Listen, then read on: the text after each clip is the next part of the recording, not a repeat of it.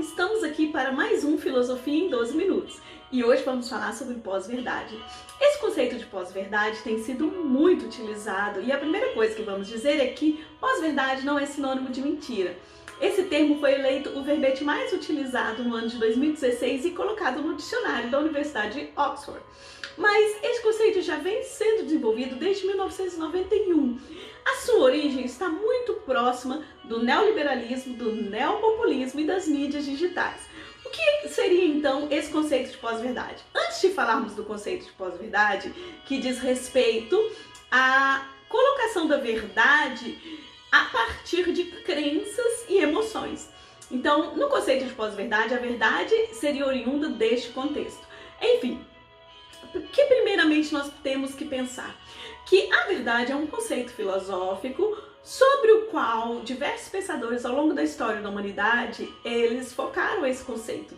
E quando nós falamos de um conceito, esse conceito ele pode mudar ao longo do tempo e para que ele seja fundamentado, é preciso que haja argumentos. E aquilo que a gente sempre vê na filosofia, né? Não sei se você já reparou. Um filósofo fala uma coisa, o outro filósofo ele fala uma coisa diferente do que o outro falou, mas para discordar do primeiro filósofo ele precisa ter argumentos, né? Então, o que acontece dentro da discussão do conceito de pós-verdade? Nós temos três áreas, campos da filosofia importantíssimos, que são a ontologia, a epistemologia e a axiologia. A ontologia fala do estudo do ser enquanto ser, a essência das coisas. Então ele fala das coisas em sua essência, no que é. Que tem muito a ver com o conceito grego de verdade, aletheia, que fala do esclarecimento das coisas que são.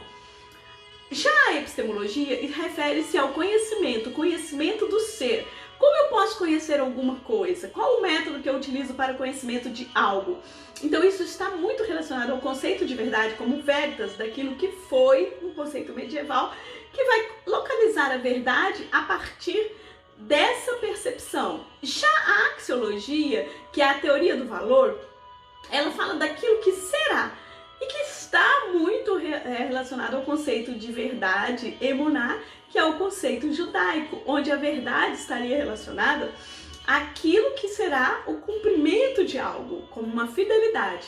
Enfim, a verdade em si, o conceito de verdade, se relaciona com a ideia que nós temos de representação. Ou seja, nós somos um sujeito, uma pessoa com capacidade de conhecer algo externo a nós. Na nossa relação de sujeito e objeto, é possível que eu fale algo sobre um objeto externo a mim. Mas isso que eu falo sobre um objeto externo a mim corresponde a esse objeto? Então, se pensarmos a verdade como correspondência, como essa evidência, o critério para a verdade estará ligado à correspondência aos fatos. Então, essas ideias de verdade, elas estão muito próximas do conceito da modernidade, que é quando surge o conhecimento científico que nós conhecemos hoje. A ciência, para afirmar algo sobre a realidade, ela usa teoria e experimentação. E através de seus diversos procedimentos, conforme cada área de conhecimento, ela produz uma teoria ou uma lei que vai explicar um determinado fenômeno da natureza. E isso tem, então, um respaldo no próprio fato que é observado. Por exemplo, a farmacologia não pode desenvolver um remédio que não faz o efeito esperado. Enfim, a pós-verdade, ela vai negar essa estrutura do pensamento lógico em relação à explicação da verdade. Porque para a pós-verdade, o que vai explicar a verdade são as emoções, é o pathos, são sentimentos, e não o logos, ou seja, a lógica, e nem muito menos o ethos, ou seja, a ética. Então nós percebemos que, dentro do contexto da pós-verdade, a verdade vai estar relacionada àquilo que as pessoas querem acreditar. Aquilo que tem a ver com a crença delas. Como se fosse uma pessoa que está apaixonada por outra pessoa. Ela acaba acreditando que a pessoa é uma coisa que ela não é. Ela pode receber uma mensagem, uma informação daquela pessoa e aceitar aquela informação porque ela quer que seja daquela forma. Então, ela se acomoda, epistemologicamente falando, àquilo que tem relação com o que ela já pensa sobre um determinado assunto. Então, observem bem, o conceito de pós-verdade, ele vai estar relacionado com o uso que nós temos das mídias sociais. É quando um determinado conceito cai na rede e ele é propalado de forma tão rápida, né, que ele permite que essa informação, por mais que ela possa ser distorcida, mas o volume de informações acaba fazendo com que as pessoas acreditem que aquele conceito é verdadeiro, né? Então, quais são os problemas em relação à pós-verdade?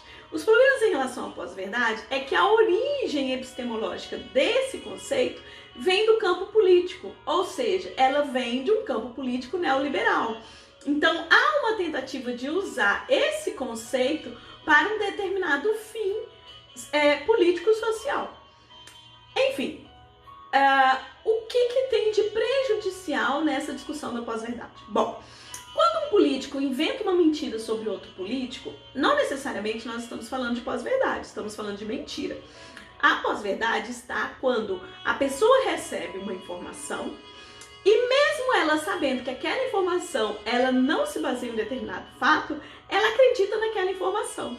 Então, isso é muito comum nas redes sociais hoje, porque nós temos um volume de informações, as pessoas não checam as fontes das informações, as pessoas não sabem gerenciar essas informações, organizando essas informações em grupos e percebendo, analisando uma coisa com a outra, e por fim, então, elas acabam emitindo uma opinião sobre aquela informação que tem a ver com algo que elas já pensam sobre um determinado assunto. E assim, por exemplo, ela pode apoiar um político, ela pode apoiar uma pessoa famosa, ou ela pode simplesmente apoiar alguém por uma relação emocional que ela tem com essa pessoa.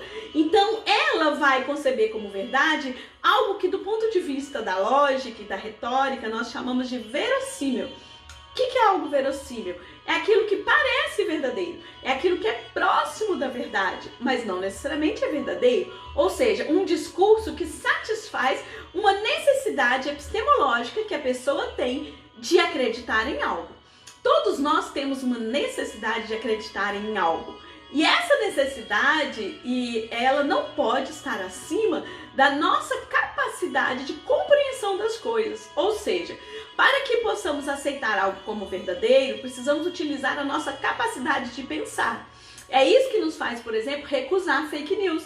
É isso que nos faz, por exemplo, mudar de opinião quando algo é evidenciado como errado, né? É isso que nos faz colocar o ethos, né, a ética, acima do pathos, que são sentimentos e emoções.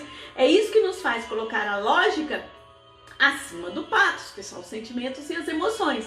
Então, nós vivemos hoje, né, um período em que a pós-modernidade está construindo na relação entre as pessoas um discurso anti-intelectualista, ou seja, um discurso contra a ciência e contra os intelectuais.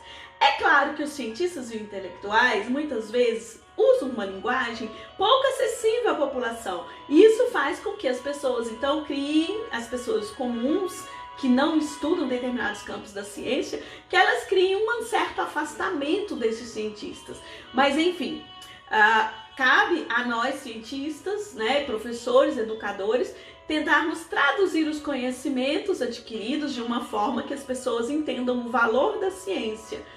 Mas, por outro lado, isso não quer dizer que nós iremos aceitar qualquer opinião como sendo verdadeira, como aconteceu recentemente com a teoria de que a Terra é plana, com a negação do aquecimento global. Então, isso foram pensamentos que levaram as pessoas a acreditarem em coisas que não têm respaldo científico. Então, nós temos que tomar cuidado, porque nem sempre as emoções e as crenças são critérios de verdade. O outro extremo é o cientificismo, que é achar que só a ciência responde todas as coisas. Mas enfim, dentro do equilíbrio de tudo isso, cada pessoa vai emitir a sua opinião e vai ter a sua concepção filosófica do que seja verdade. Nós temos aqueles que são dogmáticos, nós temos os céticos, nós temos os relativistas, nós temos os subjetivistas, nós temos os ecléticos. A grande preocupação que nós temos no presente momento da história da humanidade é o uso que se tem feito das informações e como que informação e conhecimento têm excluído um ao outro.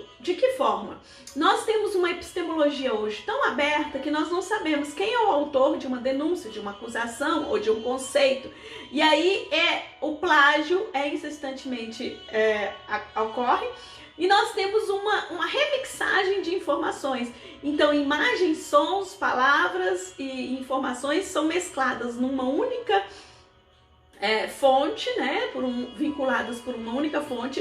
E isso faz com que as pessoas possam construir conhecimentos, mas sem saber de onde vêm esses conhecimentos. Então, isso gera uma crise epistemológica, que eu vou chamar até mesmo de uma preguiça epistemológica, porque as pessoas preferem acreditar numa teoria da conspiração, acreditar em palavras simples e são levadas pelo que as outras pessoas dizem, ao invés de pensar sobre as coisas e buscar um conhecimento mais amplo sobre as coisas. E isso leva também a um problema de representatividade, ou seja, nós não sabemos mais em quem confiar do ponto de vista representativo. Nós temos uma crise política muito grande nos três poderes, legislativo, executivo e judiciário, porque as pessoas não têm mais aquela pessoa, mesmo que seja eleita, como representante dos seus interesses. Então vivemos um dilema muito grande, inclusive nas relações sociais, porque as pessoas não discutem mais utilizando a lógica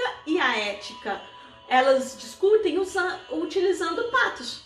Então as emoções são importantes, mas também são passíveis de serem gerenciadas e são passíveis também de serem educadas. Então, aquilo que é verossímil nem sempre é verdadeiro. Precisamos organizar as informações para ter um conhecimento balizado sobre as coisas. E nós temos autores que vão sugerir que nós possamos pensar com uma objetividade mais forte naquilo que vai favorecer o maior número de pessoas, principalmente aqueles que são oprimidos pelo sistema. Ou seja, nós não podemos simplesmente agir como se nada tivesse acontecendo. Como se fake news e manipulação política não fossem realidade, como se não estivesse sendo construído através de algoritmos, informações que são vinculadas por robôs, são propaladas de forma muito exagerada e que as pessoas não têm condições de acompanhar e nem de definir o que é certo e errado dentro de um contexto. Portanto, precisamos ter um amplo conhecimento sobre as coisas e saber emitir opinião quando realmente essa opinião tiver algum critério de verdade.